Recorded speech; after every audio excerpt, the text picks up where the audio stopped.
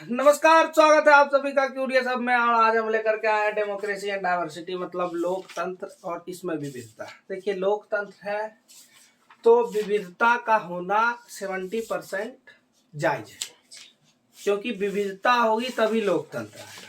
ठीक है, तो अब आता है कि ऐसा नहीं है कि सब जगह विविधता होता है, कुछ ही जगह यहाँ पर डाइवर्सिटी होती है।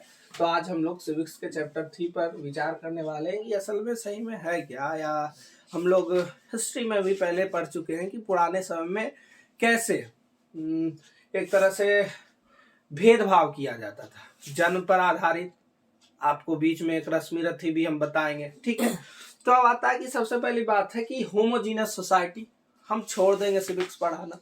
हेट्रोजीनस मिक्सचर और होमोजीनस मिक्सचर पढ़े हो ना। हाँ। होमोजीनस में रहता है कि जिसमें जो कंपाउंड होते हैं वो यूनिफॉर्मली मिक्स हो, मतलब तुम निकाल नहीं सकते हो। चीनी पानी, चीनी को अलग कर सकते हो नहीं, लेकिन बालू पानी मिल गया तो वो हेट्रोजीनस हो गया। तो वही चीज है कि इसमें जो है society that has similar kinds of people, इसमें एक ही काइंड के पीपुल रहते हैं, लोग रहते हैं। ठीक है, समान एक ही जैसे, specially where there are no significant ethnic difference, मतलब जातीय जो है एक डिफरेंस जो है वो ज्यादा नहीं होता, लगभग सब मिले जुले ही होते हैं। For example Germany and Sweden.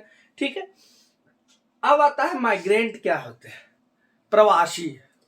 जैसे होता है कि कुछ लोग कमाने के लिए एक देश से दूसरे देश चले जाते हैं। जैसे अभी श्रीलंका की जब हालत खराब हुई थी इकोनॉमिक में, तो बहुत सारे माइग्रेंट आ गए थे भारत में। तो उसके लिए जो साउथ वाला स्टेट है, तमिलनाडु, केरल, ये सब में कैंप लगवा दिया गया था कि आप आइए, खाइए, रहिए, आराम से सुतिए। क्यों? क्योंकि भैया तुम बिना वीजा पासपोर्ट के आए हो, तो तुमको और ज्यादा ट्रीट हो सकता है कि तुम एक तरह से टेररिस्ट एक मेंटलिटी लेके आए होगे। ऐसा हो सकता है ना कि भैया श्रीलंका का हालत खराब है तो पाकिस्तान के इधर से कोई एक घूम के आ जाए आतंकवादी कि हम भी माइग्रेंट है। तो ऐसा कोरोना के ही टाइम में हुआ था ये चीज, जब हालत खराब हुआ था तो उसके लिए कैंप बनवा दिया गया था। ठीक है, तो अब आता है कि anybody who shift from one region of country to another region with a country और टू अनदर कंट्री। समझिए कि जरूरी नहीं है कि एक देश से दूसरे देश ही जाएगा, एक देश के अंदर ही एक जगह से दूसरे जगह जा सकता है। जैसे हम लोग, आप लोग, ऐसे हम लोग फुल्ली माइग्रेंट नहीं है, क्योंकि हम लोग अपना घर जाते हैं। फुल्ली माइग्रेंट वो हुआ जो अपना घर द्वार छोड़कर दूसरे जगह चल गया, दूसरे स्टेट चल गया, वहां अपना घर बना करके कुछ बिजनेस स्टार्ट कर लिया हो और अब घर जाने की इच्छा बहुत कम रखता हो, वहीं पर उसका सब चीज हो गया आप लोग। तो अब आता है कि in country to another country usually for work और अदर अपॉर्चुनिटी, या तो वर्क के लिए या अदर अपॉर्चुनिटी। जैसे फेसबुक वाला प्यार, कोई लड़की अब राजस्थान में, तुम बोलोगे भैया जाते हैं हम, घर जमाए बन के बैठ जाएंगे वहीं पे। ठीक है, तो यही है आपका कि माइग्रेंट, प्रवासी, इसी को हम लोग कहते हैं। ठीक है,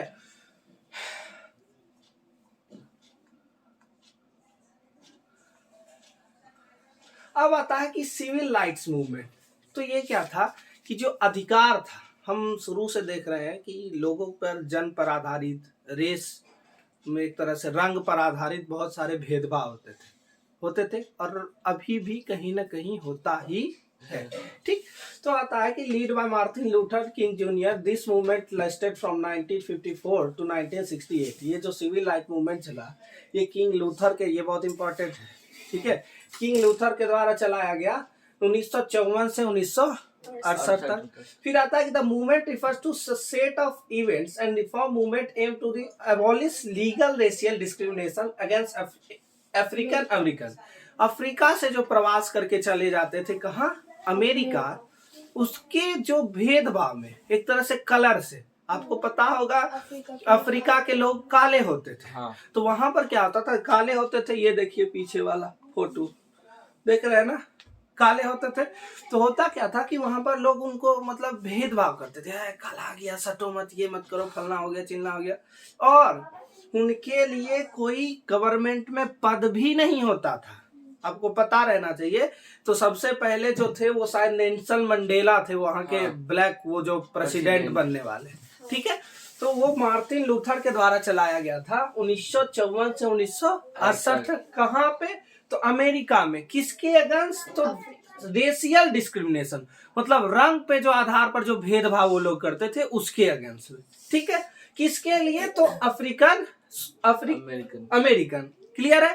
जैसे होता है इंडो अमेरिकन, ठीक है, तो इंडिया और अमेरिका जो प्रवासी चल गया, Indo China, Hindu China, Anglo Indian उधर यूरोपियन से कुछ लेकर के आता है, ठीक है, क्या कि आंग्ल एक तरह से हम लोग उधर वेस्टर्न ही समझते हैं, ठीक है, इंग्लैंड जो हुआ ब्रिटिश वही हुआ इंग्लैंड, तो आंग्ल हम लोग वहीं से समझते हैं, ठीक।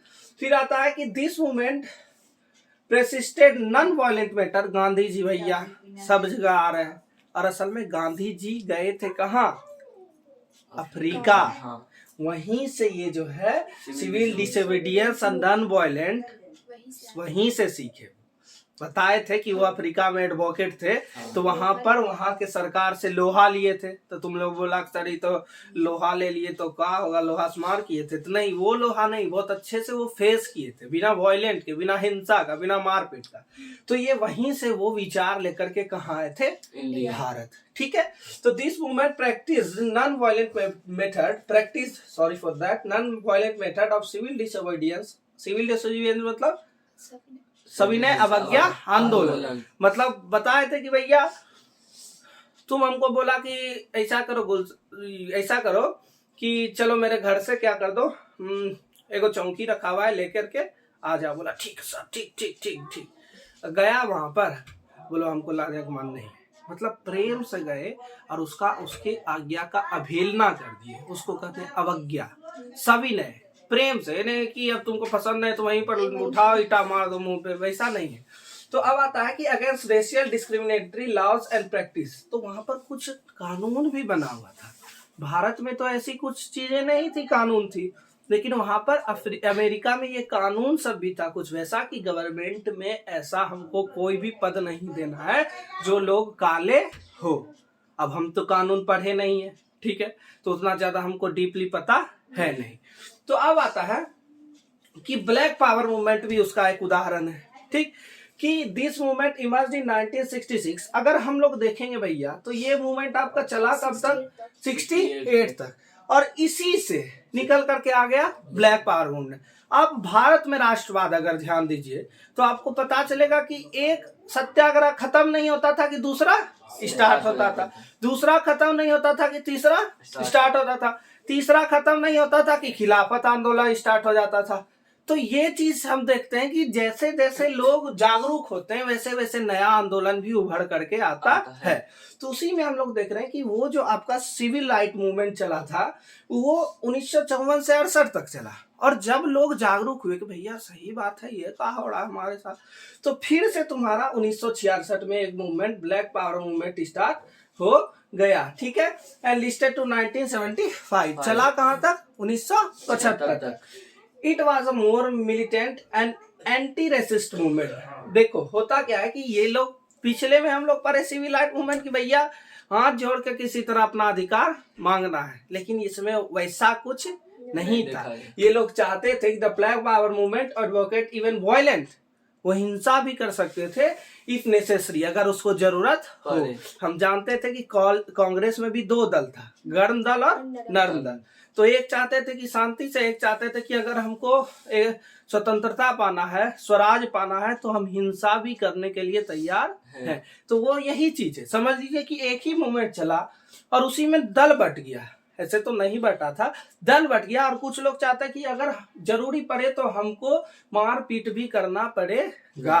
फिर आता है कि to end racism in US, United State में रेसिज्म जो चलता था, रंग पे आधार पर जो भेदभाव चलती थी, इसको खत्म करने के लिए ब्लैक पावर मूवमेंट जो 1966 से 75 तक चला, उसके लोग ये चाहते थे कि भैया कुछ भी हो जाए लेकिन ये जो है भेदभाव इसको खत्म करना है। देखो एक चीज समझो, तुम सह लोगे लेकिन तुम हमेशा अपने बच्चे के आने के लिए, भविष्य के लिए तुम दृढ़ रहोगे, संकल्पित रहोगे। तुम दो रोटी खा लोगे लेकिन LIC लोग करेगा, अरे मेरा बच्चा है उसको इतना बियाह करेंगे पैसा दे के, बेटी है। तो वही चीज ये लोग सोचते थे कि हम लोग जो अभी सह रहे हैं भेदभाव, वो हमारा बच्चा या भविष्य नहीं सहे, और इसी के अगेंस्ट में कुछ न कुछ हमेशा होते रहता था, चाहे वो US हो चाहे वो भारत हो। समझ में आया?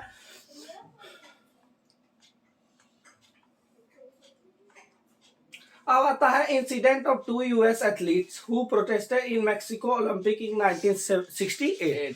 मैक्सिको ओलंपिक में जो 2 एथलीट्स थे, ठीक, उनके साथ क्या हुआ, क्या इंसिडेंट हुआ? तो भैया वो इंटरनेशनल लेवल पर सब जान रहा है कि वो यूएसए में भेदभाव होता है, लेकिन इंटरनेशनल लेवल पर ये उठा नहीं है। सब जानता है कि इंडिया चाइना का रिलेशन खराब है, लेकिन इंटरनेशनल लेवल पर इसका न्यूज बनता अभी तक नहीं था, लेकिन अब बनने लगा क्योंकि अरुणाचल प्रदेश में जो अभी मामला हुआ अब इंटरनेशनल न्यूज बनने लगा। और ऐसा कहा जा रहा है बहुत लोगों के द्वारा कि चाइना भारत का ध्यान भटका रहा है, वो अरुणाचल प्रदेश से हमला करवा रहा है, लेकिन वो हमला करेगा कहां से? हिंद महासागर की तरफ से। और इस पे आज विपक्ष इतना मतलब घटिया विपक्ष हम आज तक नहीं देखे थे कि इस पे भी राजनीति कर रही है। अरे अभी समय है कि पूरे देश को एक रहने का, चाहे वो विपक्ष हो या पक्ष हो। देश बचा, देश ही नहीं रहेगा तुम कहाँ विपक्ष अपना दोगे? दो पाओगे? विपक्ष भी तुम सरकार बना पाओगे? नहीं। अभी सबको एक रहना चाहिए था, लेकिन अभी भी पॉलिटिक्स किया जा रहा है। तो देश क्या है, डिइंटीग्रेट हो जाएगा, विघटन हो जाएगा, टूट जाएगा। जाओ अरुणाचल प्रदेश को लेकर चाइना, अंत में यही उपाय होगा। एक नहीं रहोगे तो यही होगा।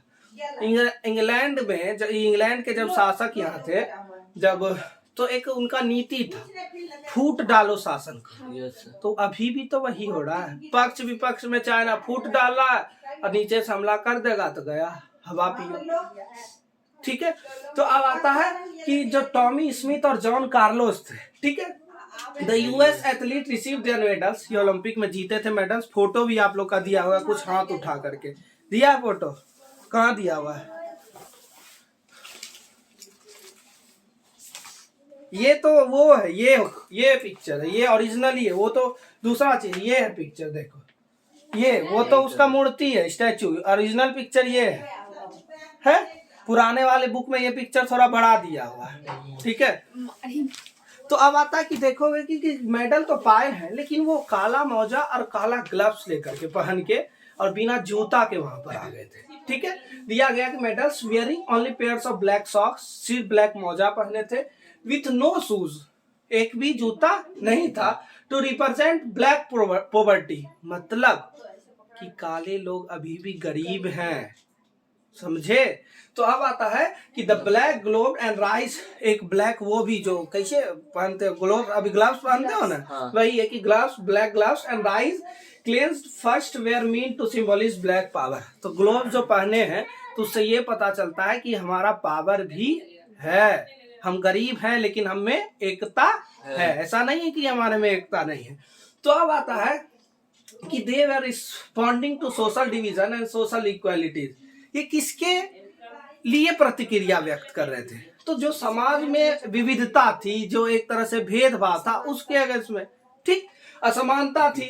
With the gesture their intention was to draw international attention to racial discrimination in United States. अभी तक यूनाइटेड स्टेट्स की बात पूरे इंटरनेशनली फैली नहीं थी, लेकिन आपको पता होगा कि ओलंपिक जो है पूरा इंटरनेशनल होता है, और ओलंपिक को देखने वाले सभी देश के लोग होते हैं। और अगर तुम लाइव स्ट्रीमिंग में उस तरह से खड़े हो, मतलब पूरा देश, पूरा वर्ल्ड तुमको देख रहा है। तो इनका मानना था कि हम इस चीज को इंटरनेशनली राइज करें। जैसे पाकिस्तान एक टेररिस्ट कंट्री है, तो भारत का हर स्टांस वो रहता है कि हम यूएन में इसको इंटरनेशनली राइज करें इस मामले को, कि पाकिस्तान एक टेररिस्ट कंट्री है और इसको घोषित कीजिए। लेकिन भैया ये होने वाला नहीं है, ताकि सब तो मिली भगत है, ठीक। तो अब आता है कि स्टेट्स पीटर नॉर्मन वोर ह्यूमन राइट्स, एक और जो थे पीटर, ये नॉर्मन एक ह्यूमन राइट्स का बैच पहने हुए थे, ठीक है, मानवाधिकार का, on his shirt during the ceremony में, to show his support to the 2 Americans, वो उस 2 अमेरिकन्स को सपोर्ट करने के लिए। अब कहो कि तुम कोई पद नहीं देना चाहते हो काले लोगों को, लेकिन जब उनमें एक तरह से कह सकते हैं कि क्वालिटी है, तभी तो तुम भेजे उसको ओलंपिक में, नहीं तो भेजते, तो वहां भी तो नहीं भेजते। अगर उतना भेदभाव है तो वहां भी नहीं भेजते। तो इस चीज का वो सपोर्ट किए कि नहीं भैया सही बात है कि ये लोग के साथ भेदभाव होता है। कभी भी देखना कि हमारे यहाँ जो भेदभाव होता था, होता है, अभी भी होता है, होता था, क्या होता है कि खराब काम करने के लिए अपने नहीं जाएगा, दूसरा को भेजेगा। तो एक तरह से ये लोग समझे कि भैया आप भेज दो इसको, अब बैंडल लेकर आएगा कि नहीं आएगा उससे हमको मतलब नहीं है। तो ये लोग इंटरनेशनली इस चीज को राइज किए, और अंततः इसके रिस्पॉन्डिंग में जो ओलंपिक कमेटी थी उसने क्या की, then medals were taken back, medals को क्या कर दिया गया, वापस ले लिया गया from Tommy Smith and John Carlos because the International Olympic Association held both of them guilty, दोनों को अपराधी माने। क्यों? क्योंकि तुम जो ओलंपिक कमेटी का है वो पॉलिटिक्स में बदल दी है, सही में तो ये एक राजनीति ही थी। तो तुम इसके जो नियम कानून को कानून जो था उसका उल्लंघन किए, इसलिए इसका मेडल क्या कर लिया गया, वापस कर लिया गया। जैसे अभी कुछ दिन पहले भारतीय एक उनका नहीं किसी का मेडल वापस किया गया था क्योंकि वो ड्रग्स लेता था, वो डोप टेस्ट में पकड़ा गया था। मतलब जब वो कुश्ती लड़ रहा था तो कुछ नशे के हालत में कुश्ती लड़ रहा था, उसको गोल्ड मेडल था, तो शायद भारत वाले को सिल्वर था, उसको फिर गोल्ड चला गया था। मतलब पहला मेडल खत्म, वो तो चल गया क्योंकि डोप टेस्ट में तुम पकड़ा गए, तो अब मेडल किसका चला गया, जो सेकंड पे है उसका। ठीक है, तो ये सब चीज सबका नियम कानून होता है। जैसे तुम देखोगे कि हमारा इसमें क्रिकेट में भी नियम कानून होता है कि तुम कोई पॉलिटिकल मुद्दा नहीं उठा सकते हो। कैसे? तो इसका एक एग्जांपल लो कि एक बार याद करो, धोनी का ग्लव्स एक बलिदान का लोगो बना के वो खेलने के लिए आ गए थे। पहला जो आईसीसी चैंपियंस ट्रॉफी था अभी का, उसमें बलिदान का लोगो बना के आए थे, तो धोनी को मैच का 50% का जुर्माना भुगतना पड़ा था। उस समय पुलवामा अटैक हुआ था, ठीक है, तो हाँ पुलवामा अटैक, तो बलिदान का एक लोगो बन के आए थे, गूगल करना, उनपे मैच फीस का जुर्माना लग गया था। क्यों? क्योंकि ये पॉलिटिकली है, खेल अलग चीज है और पॉलिटिकली और एक तरह से तो ये जियो पॉलिटिक्स ही हुआ। हाँ। और जियो पॉलिटिक्स अलग चीज है, उसको आप खेल में नहीं ला सकते। ठीक है, बहुत बार जुर्माना लगा है, बहुत को, ऑस्ट्रेलियन को भी बहुत सारा लगा है। ठीक, तो आता है कि ओरिजिन ऑफ सोशल डिफरेंस, क्या क्या है सोशल डिफरेंस का ओरिजिन, जड़ जो होता है भैया। सबसे पहला है कि बर्थ, जन्म पर आधारित जो सबसे पहली होती है। अब जन्म हम डिपेंड नहीं कर सकते हैं कि हम किस जाति में, किस रंग के, या किस मेल फीमेल या ट्रांसजेंडर में जन्म ले, ये हमारे ऊपर डिपेंड नहीं है। ऐसा रहता तब सब पता चलता कि ये हो गया, दुनिया खत्म।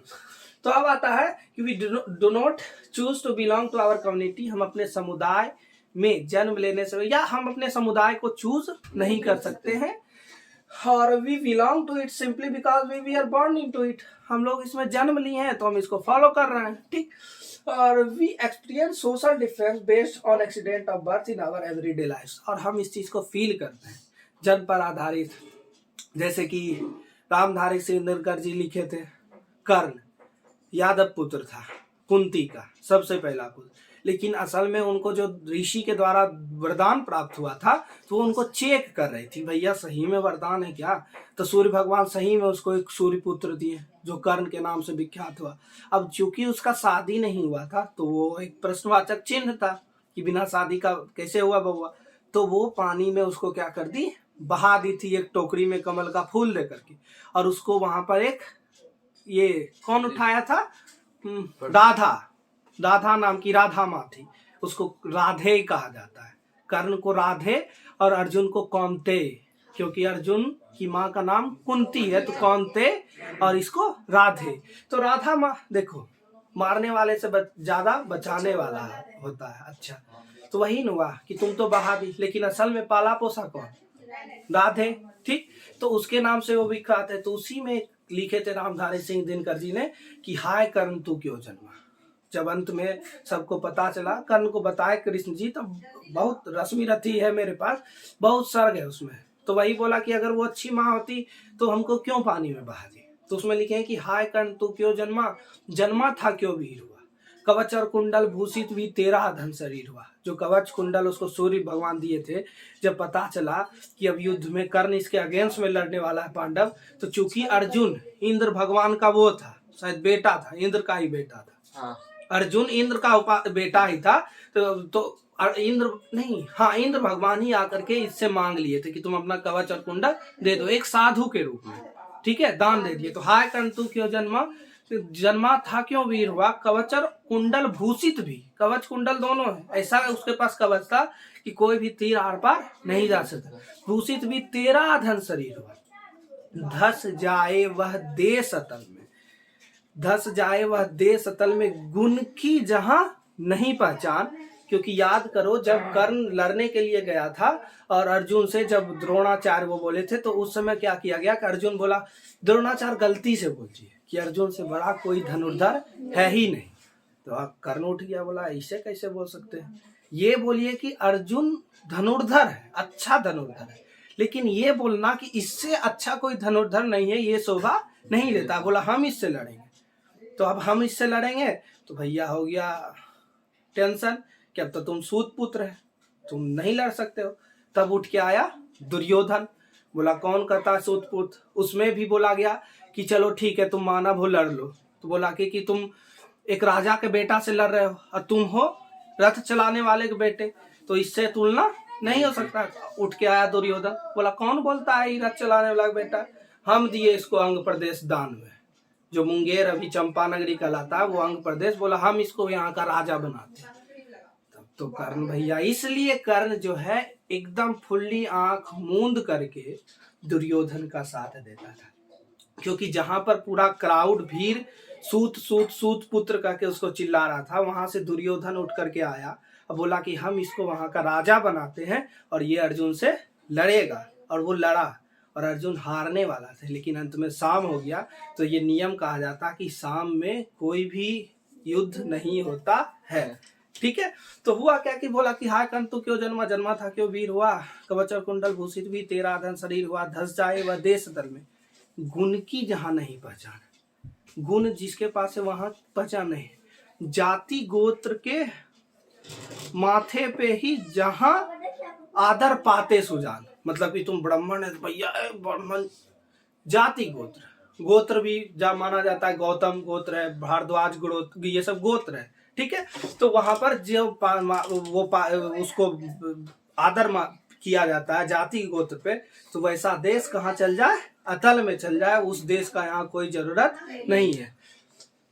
तो अब आता है कि बेस्ड ऑन चॉइस, तो कुछ लोग अपने चॉइस के हिसाब से, अब तुम पढ़ रहे हो इंग्लिश, तुम पढ़ने में बहुत अच्छे हो, तो देखना स्कूल में लोग तुम्हारा मजा शेक्सपियर बनता है, शेक्सपियर बनता है। तो ये चूज पे कि हम चूज किए भैया हमको इंग्लिश पसंद आ रहा है तो हम पढ़ेंगे, लेकिन लोग इसका क्या करते हैं मजाक। तो ये भी एक भेदभाव ही है, ठीक। तो अब आता है कि based on choice, some of the difference are based on our choice, some peoples are atheist, sorry for that, they do not believe in the god or any religion। Atheist मतलब होता है नास्तिक। अब तुम पूजा नहीं कर रहे हो, नहाने से पहले खा लिए, तो अरे नास्तिक है, भगवान को नहीं मानता है, ऐसा कुछ नहीं है। भगवान कोई भी ग्रंथ में ये नहीं लिखा है कि तुम नहा कर ही पूजा करो या खा कर ही पूजा करो, बिना खाए ही पूजा। ये अपना एक आस्था और विश्वास है। तुम जब पूजा करना स्टार्ट करोगे तुमको अपने मन में खुद लगने लगा अरे भैया खा के हमको नहीं पूजा करना चाहिए, नहा लेते हैं तब। तो ये जब आप अपना एक बनाया हुआ चीज, ऐसा कोई ग्रंथ में लिखा हुआ नहीं। और ग्रंथ में असल में पूजा पाठ का भी कोई वर्णन नहीं। हमारा होली बुक कौन, गीता में वैसा कोई चीज का वर्णन नहीं। हम 2 बार गीता को पढ़ चुके, ठीक। तो अब आता है कि any religion, some people choose to follow a religion, कुछ लोग धर्म को चुनते हैं कि हम भैया हिंदू धर्म, सनातन धर्म, हम भैया इस्लाम धर्म, हम इससे तो हम इससे फलना। अब अभी क्या चल रहा है हमारे देश में, बाइकआउट क्रिसमस, पगला गए हो का, बोल रहे हैं कि हिंदू क्या बोलता है उसको, क्रिश्चियन 2% होकर कर हमारा रामनवमी नहीं मनाते हैं, तो हम 83% होकर के उसका क्रिसमस क्यों बनाए। तुमको कोई बाध्य कर रहा है मनाने के लिए? नहीं। तो जब बाध्य नहीं कर रहा है तो तुम्हारा मन, तुम मना या ना मना। तो ये जो स्टेटस बाइकआउट क्रिसमस, तो तुमसे बड़ा मूर्ख कौन है, कोई है? वो तो कभी नहीं करता कि बाइकआउट रामनवमी, कभी करते सुना है? नहीं। और तुम्हारा बढ़ चढ़ कर मदद ही करेगा। छठ पूजा में इस्लामिक लोग, मुस्लिम के द्वारा सूप बना करके बेचा जाता है। असल में जितना फल बेचने वाला होगा मार्केट में 90% मुस्लिम है। तो वो तो हम पढ़ रहे हैं रिसोर्स, पढ़े हैं ना, पढ़े हो 10th में रिसोर्स, मानवीय संसाधन, ह्यूमन रिसोर्स, जो अपने आपके काम को क्या कर दे, आसान कर दे। तो बाजार में अगर वो सामान ला करके बेच रहा है, तुम्हारा काम का क्या हो रहा है, आसान हो रहा है। तो एक संसाधन के रूप में, अब तुम उसका जब परवाएगा तो बायकॉट करने लगो, तो ये तो मूर्ख वाला बात है। ठीक, तो अब आता है कि कुछ अपना धर्म चूज करते हैं other than the one of they we are born. कुछ होता है कि जो उसमें जन्म नहीं भी लेते हैं उसको भी धर्म चूज करने का अधिकार है। जैसे भारत के संविधान में हम कल ही पढ़ाए थे कि ये प्रावधान है कि आप किसी भी धर्म को चूज कर सकते हैं, इसमें कोई बाध्यता नहीं है कि आप जिसमें जन्म लिए हैं वही धर्म रखिएगा। जैसे अभी लव जिहाद हो रहा है ना, तो उसका एक बहुत बड़ा फैक्टर है यही चीज। फिर आता है कि most of us choose to study a subject our interest and an occupation where we can excel. Biology ले लिया कोई 12th में, तो बोला अरे डॉक्टर बनेगा। जरूरी थोड़ी है बायोलॉजी लेने वाला डॉक्टर ही बनता है। ठीक, फिर आता है कि all this lead to formation of social group that are based on our choice. और इसी से हमारे चूज के हिसाब से एक ग्रुप बन जाता है कि भैया ये आपके हिसाब से एक समुदाय बनेगा, आप इससे बिलोंग करते हैं। अब आता है कि ओवरलैपिंग कब होता है। ओवरलैप समझ रहा है ना, टकराना। 11th में तो गई नहीं होगे, उसमें आता है pi bond, P pi bond, sigma bond, ये सब तो नहीं पढ़ा होगा। अभी तो एक ही बॉन्ड हो रहा होगा, लव बॉन्ड, इंस्टाग्राम वाला। ठीक, तो अब आता है कि overlapping social difference create a possibility of deep social division and tension. इससे क्या होता है कि समाज में विघटन होता है, टूटता है समाज, और समाज एकत्रित नहीं हो सकता। हम बार बार जो बोलते हैं कि फूट डालो शासन करो, ये बहुत बड़ा फैक्टर है। ठीक है, तो अब आता है कि जैसे अभी सुनते हो कि बहुत सारे लेक्चरर के द्वारा राइट विंग्स लेफ्ट विंग्स, जैसे उनका भी वीडियो हम कभी दिखाते हैं तो तुम्हें सुनना right wings left wings, communism, RSS, तो ये सब एक अपना समाज बना लिए हैं। ठीक, फिर आता है कि in overlapping one kind of social difference becomes more important than other. कुछ वैसा सोशल डिफरेंस होता है जो एक से कुछ ज्यादा हो जाता है, मतलब सोचता है कि भैया हम इस पर अडिग रह जाए। ठीक, फिर आता है कि and they people start feeling that they belong to a different community, और ये अंततः ये समझने लगते हैं कि हम एक दूसरे कम्युनिटी से बिलोंग करते हैं। ठीक, अब आता है कि for example in Northern Ireland class and religion overlap each other. तो उसका क्लास है मिडिल क्लास, लो क्लास, हायर क्लास, तो और वो जो रिलीजन है ये क्या हो जाता है, ओवरलैप हो जाता है। ठीक है, और if you are Catholic you are likely to be poor. अगर तुम कैथोलिक हो तो ऐसा माना जाता है कि तुम पुअर हो, गरीब हो। भारत में भी ये चीज देखा जाता है कि if you are SC and ST likely to be poor. अगर आप SC ST हो तो ऐसा माना जाता है कि आप गरीब हो, लेकिन ऐसा कुछ है नहीं। अब वह भारत नहीं रहा जो आज से 75 साल पहले हुआ करता था। तो अब आता है कि सफरिंग है हिस्ट्री ऑफ डिस्क्रिमिनेशन, इतिहास है, भेदभाव चलता आ रहा है। और Catholics and Protestants have had conflict in Northern Ireland, और ऐसा होता है ये दोनों में हमेशा जो है कॉन्फ्लिक्ट होते रहता है, झगड़ा होते रहता है। फिर आता है भैया क्या हो गया,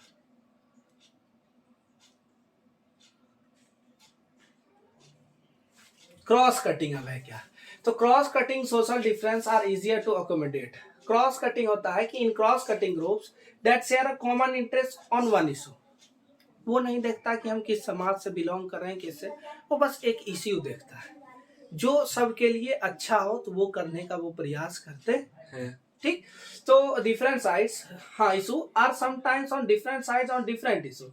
और कभी होता है कि अलग साइड में कुछ अलग इशू रहते हैं। ठीक है, for example in Netherlands class and religion tends to cut across each other, Catholic and Protestant are about equally likely to be poor और रिच। तो इसमें वैसा कुछ नहीं है, जो रहो, कैथोलिक रहो, प्रोटेस्टेंट रहो, ये नहीं माना जाएगा कि तुम कैथोलिक हो तो पुअर हो। दोनों एक समान है, अमीर भी हो सकते हो, गरीब भी हो सकते हो। प्रोबेबिलिटी पर है ना, प्रायिकता जो होता है कि टोटल नंबर ऑफ आउटकम्स और आउटकम्स कितना हो सकता है। जैसे एक सिक्का को उछाले तो ये हेड कितना बार आ सकता है, तो टोटल आउटकम्स 2, हेड टेल 2 में से कुछ नहीं आएगा तो नीचे 2 और ऊपर में 1। तो वही चीज है कि या तो तुम अमीर भी हो सकते हो या तो तुम गरीब भी हो सकते हो, और इससे ज्यादा कोई, और there are no conflicts in the Netherlands. तो इस वजह से कोई भी कॉन्फ्लिक्ट्स होता नहीं है। फिर आता है कि factor determining the outcomes of politics of social divisions are, कुछ फैक्टर्स होते हैं जो पॉलिटिक्स में भी सोशल डिविजन्स दिखाते हैं। जैसे अभी बिहार के पॉलिटिक्स में ये बहुत ज्यादा आता है, ठीक है। ये देखोगे कि कहीं के लिखा जाता है, छोड़ो अब उसका मेंशन नहीं करेंगे। हाँ, पीपल परसीव देयर आइडेंटिटीज, कैसे वो अपने आइडेंटिटीज को दिखाए, ठीक है। अब आता है कि if people see their identities in exclusive term it becomes difficult to accommodate. अगर अलग अलग तरीके से दिखाए कि हम भैया ये हैं, हम भैया वो हैं, हम भैया ये हैं, तो उसको एक साथ रखना बहुत मुश्किल है, ठीक है। फिर आता है कि as long as the people in Northern Ireland saw themselves only Catholic और Protestant, their difference were difficult to reconcile. हम कह सकते हैं कि हम हिंदू हैं, हम कह सकते हैं कि हम मुस्लिम हैं, हम कह सकते हैं ईसाई हैं, हम कह सकते हैं पारसी है, कुछ भी है, तो इनको एक करना बहुत मुश्किल था और है भी। और इसी में गांधी जी ने बहुत काम किया था खिलाफत आंदोलन में कि इस दोनों को एक किया जाए, क्योंकि हम अगर साथ नहीं आएंगे तो हमारा कोई भी काम बनने वाला नहीं है।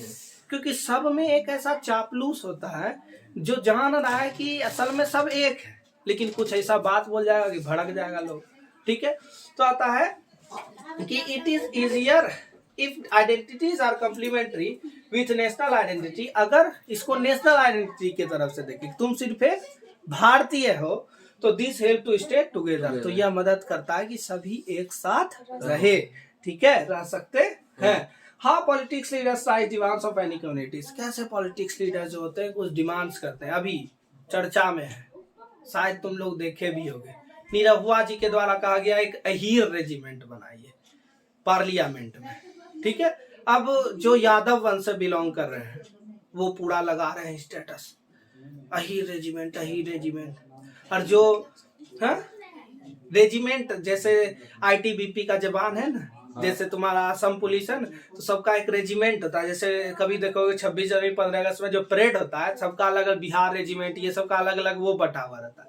तो भैया पूरा स्टेटस लगा रहे हैं। और कभी देखना जो यादव वंश के होते हैं वो कृष्ण जी का फोटो लगाएंगे कि हम यादव है, यदुवंशी है। अरे भैया, वो यादव वंश का नाश हो गया था, क्योंकि जब युद्ध चल रहा था तो उसकी जो माँ थी दुर्योधन की, कौन थी, गांधार की जो गांधारी, तो वो कृष्ण जी को श्राप दे दी थी कि तुम्हारा वंश का क्या हो जाएगा, नाश हो जाएगा। और आज इसका साक्ष्य है कि गुजरात में सरयू नदी के अंदर में समुद्र में कृष्ण जी का महल मिला है। अब वो क्या है, आर्कोलॉजिकल सोर्स से अभी तक पता नहीं चला है, लेकिन ऐसा माना जाता है कि वो बहुत साल पुराना उसी युग से बिलोंग करता है। नहीं तो विश्वास नहीं हो तो गूगल कर लेना, ठीक है। तो अब आता है कि it is easier to accommodate demands that we are with in the constitutional framework and are not to the cost of any other communities. तो क्या आता है, how particular leader raise demands of any community, it is easier to accommodate demands that are within the constitution framework and are not to the cost of another community। जो leaders होते हैं ये जान रहे हैं कि भैया हम क्या कर सकते हैं, हमारा कॉन्स्टिट्यूशन में क्या लिखा हुआ है, तो वो उसी हिसाब से अपना डिमांड्स क्या करते हैं, रखते हैं, ना कि किसी कम्युनिटी के हिसाब से कि वो बोल दे कि भैया ये कर दीजिए तो वो अपना डिमांड रख दिए पहले। अब आता है डिमांड फॉर ओनली सिन्हल्स, जैसे कि हम श्रीलंका में देख चुके हैं, Sinhalese was at the cost of interest and identity of Tamil community in Sri Lanka. जैसे हम देखते थे कि श्रीलंका में होते थे सिन्हल्स, जो स्पेशली दे दिया गया था कि उसको राज्य भाषा। जैसे हम पहले भी बताएं कि कल पढ़ा रहे थे कि भारत में हिंदी को राष्ट्र भाषा नहीं माना गया, ये राज्य भाषा, ये ऑफिशियल लैंग्वेज है। तो यही सब चीज़ है कि हमारा जो कॉन्स्टिट्यूशन है, हमारा जो डेमोक्रेसी है, ये बहुत अच्छे तरीके से लंबे समय तक चल रहा है, कि इसका जो फ्रेमवर्क है बहुत अच्छा है। क्यों अच्छा है? क्योंकि ये बहुत सारे कॉन्स्टिट्यूशन से मिल करके बना है। कुछ यहाँ से अमेरिका से लिया गया, कुछ ब्रिटेन से लिया गया, कुछ कहीं से लिया गया, रसिया से लिया गया।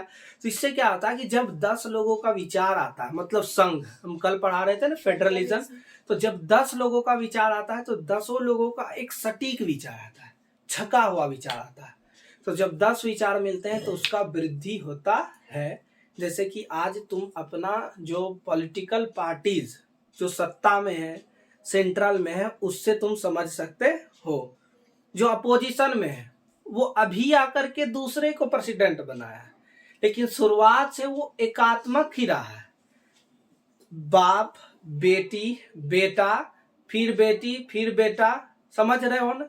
तो इसके कारण क्या होता था कि लोगों में विविधता या उनके विचार को लिया नहीं जाता था। जैसे आज बिहार में तुम एक पार्टी देख सकते हो जो अभी कांग्रेस नहीं, जो अभी सत्ता पक्ष में है, जेडीयू को छोड़कर राजद, उसमें भी वहां का जो राष्ट्रीय अध्यक्ष राबड़ी देवी जी कभी बनी, लालू यादव जी बने, कभी तुम्हारा अभी तेजस्वी यादव जी बने। तो क्या राजद के और नेताओं में वो काबिलियत नहीं है? लेकिन ये परिवारवाद उसको खाता जा रहा है, और ऐसा कुछ वैसा जो एक तरह से कह सकते हैं कि डिसीजन है जो उसके अगेंस्ट में ले नहीं सकते हैं। तो अब आता है कि द डिमांड्स ऑफ ओनली, ये तो पढ़ा ही दी है। हम आता है कि how government react to demand of different groups, कैसे रिएक्ट करते हैं डिफरेंट ग्रुप, जो समुदाय होता है उसको कैसे रिएक्ट करते हैं। तो if the rulers are willing to share power and accommodate the reasonable demands of minority community, as in Belgium, social division are become less threatening for the country। होता क्या है कि अगर छोटे समुदाय के लोगों का मांग रख लिया जाए तो यहाँ पर बहुत कम चांस है कि तुम्हारा देश डी इंटीग्रेटेड होगा, विघटन होगा। अब हम कह सकते हैं कि भैया सही में तो सनातन धर्म है, हमारे देश में जो मेजोरिटी में है वो सनातन है। अगर ऐसा माना जाता तो हिंदी को हम लोग राष्ट्रीय भाषा बना सकते थे, लेकिन इसलिए नहीं बनाए कि आने वाले समय में इंग्लिश की तो मांग बढ़ेगी ही, बल्कि जो भी तुम्हारा कुछ समुदाय बचा हुआ है उसका जो सबसे प्रेफरेंस लैंग्वेज था वो क्या था, इंग्लिश ही था। अगर बोलते कि भैया हम इंग्लिश बनाएंगे तो वो डायरेक्ट हट जाता कि तब हमको आपको फेडरलिज्म में रहना ही नहीं है, संघ में आपका रहना ही नहीं है।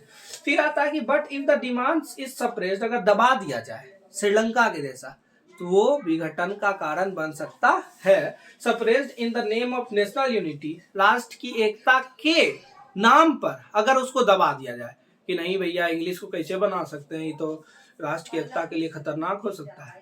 तो यही जो है एक अखंड एक उसको विघटन का कारण बन सकता है आगे चल के। एज इन श्रीलंका के तरफ the end result in quite opposite, तो रिजल्ट जो होगा ठीक इसका उल्टा होगा। अगर तुम छोटे समुदाय के लोगों के मांग को नहीं रखोगे तो इसका रिजल्ट ठीक उल्टा होगा। हम पहले से भी बताते हैं कि कुछ जो पॉलिटिकल पार्टीज है वो कुछ प्रेफरेंस देती है पूंजीपति को और उनका मांग ज्यादा रखती है, तो छोटे वर्ग के लोग का पॉपुलेशन जहां भी होगा वो ज्यादा होंगे वो छोटा, लेकिन पॉपुलेशन में वो हमेशा ज्यादा ही रहते हैं। तो यहाँ पर श्रीलंका में ठीक इसका उल्टा देखा गया कि अगर उनके फर्स्ट ही चैप्टर में हम पढ़ाए थे सिविक्स में शायद, तो इसका उल्टा देखा गया और अंततः वहां पर प्रोटेस्ट हो गया। ठीक, फिर आता है कि such attempts for force integration sow the seeds of disintegration. तो ये होता क्या है कि ये इंटीग्रेशन का नाम लेते हैं, एकीकरण का नाम लेते हैं, लेकिन असल में यहीं से डिसइंटीग्रेशन का बीज पड़ा जाता है। डिसइंटीग्रेशन मतलब विघटन, ठीक, और इंटीग्रेशन मतलब एकीकरण। समझ में आया?